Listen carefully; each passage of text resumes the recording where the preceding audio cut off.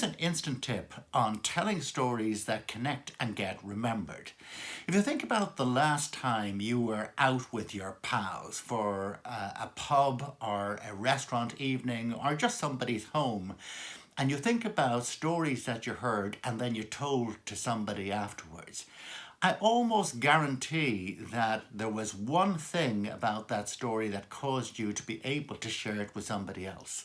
And that's that you absolutely found yourself immersed in a situation or a scene. I'll give you a great for instance. So I had dinner with some great pals in Donegal last weekend, and our friend Emer was telling us about how she had tried rock climbing for the first time in years. But these were not kind of just one of these little wall things. This was proper out in the wild rock climbing in a place called Glencolmkill, and it was a very narrow ravine, and of course everybody's attached to everybody else, and they were given one instruction a really important instruction, which was, if you do fall, make sure you fall to the right, because if you fall to the left you'll die.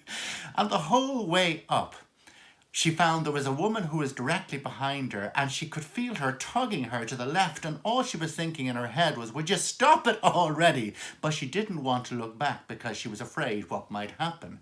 Well, there's a great for instance of where I have just put you in the same situation that I felt when I heard that, and that's what's so important in stories.